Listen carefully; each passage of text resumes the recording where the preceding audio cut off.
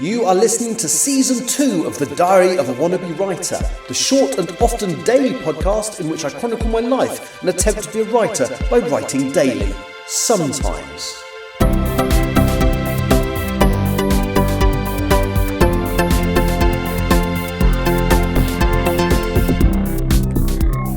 Hello, today is Sunday the 1st of June 2025 and you're listening to The Diary of a Wannabe Writer. I nearly said live from Nairobi. It's not live, it's pre-recorded from Nairobi.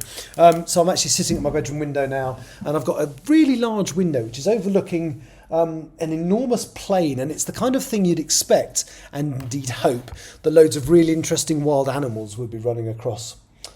But they're not. But what's really sad is in the distance, I can see the hotel we used to stay in, and it's right opposite a game reserve. So if you had the bedroom facing the right way out of the hotel, at that hotel, you literally could see giraffes and all sorts of stuff. It was wonderful. But no, I don't get that today, unfortunately. But never mind. So I'm here to report a little bit of success. I have actually managed to do some work today. So it's been a bit of a lazy day. We don't get very long here, and I like to...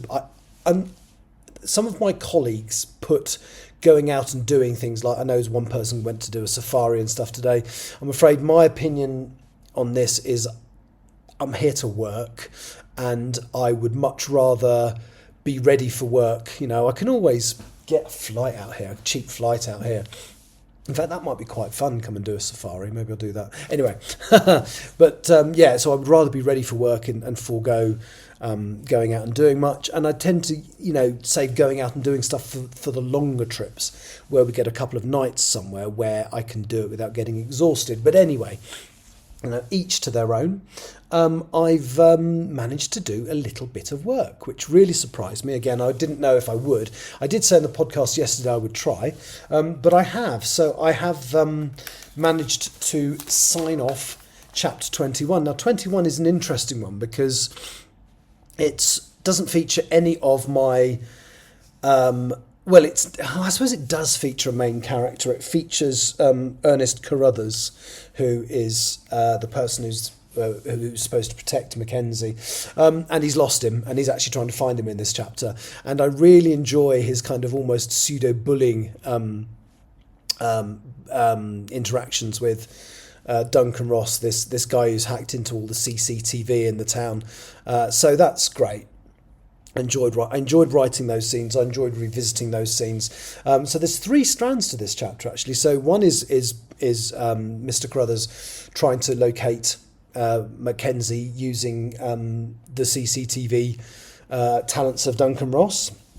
There is something has happened to Danny. We were told in a previous chapter that his car's been found crashed and he's disappeared. Well, we find out that he's being captured. And it rather looks like it's something to do with the guy who did the press conference leaking all of the government's plans, who is called Carl Tucker. So it looks like he is being captured on behalf of, at the very least, Carl Tucker. We also know that they want Ronnie and everyone to know that they've got Danny, and indeed they've recorded a video of him being beaten up, which is now on its way in a car with false plates to be delivered to Forest Lodge. So they will see this video of Danny. They will have a copy of this video of Danny in the next couple of chapters. And then the final element is George and Annie, Ronnie's parents.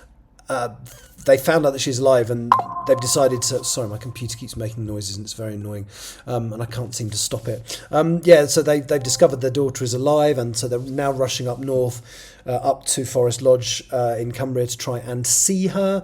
Unfortunately, they get intercepted by the police at the instructions of the DEFRA Minister Derek Cockrell-Wright, who basically says, look, her friend has gone missing. There's a lot of leaks going on in the government. Danny's gone missing. We think you're going to be in danger as well. So it basically puts them into a witness protection program. Now, I don't know what I probably ought to look into the legal side of this, because I don't know, can somebody be forced to go into a witness protection program? I guess, I don't know. I mean, I suppose I could always add a chapter or add a moment later on where they go, I suppose that is if Danny really has gone missing, I suppose this isn't a bad idea. But yeah, so those are the three strands to the chapter. It doesn't feature Ronnie.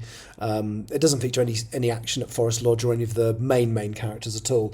I would say the most important characters in it are Danny, Derek Cockrell-Wright, the minister, and Carruthers. But no, I've enjoyed it. And the next chapter is actually a very short chapter. It's the one where Carruthers actually finds Mackenzie and makes peace with him. And I think that's another chapter where none of the main lot are in it. So that's really unusual. I've had two chapters without Ronnie and all the main lot in it. Anyway, so I've enjoyed editing that.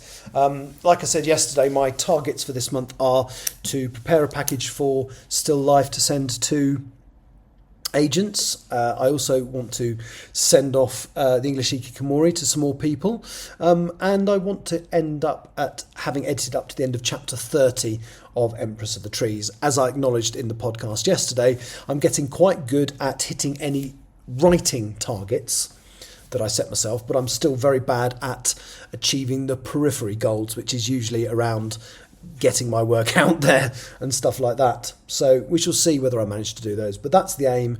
Obviously I can't do it from here in Nairobi because I haven't got the directory to be able to send it off, and I probably could have started working on my detailed synopsis of Still Life to send off as part of the package, but I was more in the mood to get chapter 21 done, which I have done. Anyway, that's me for today. My computer's made a noise again, sorry about that.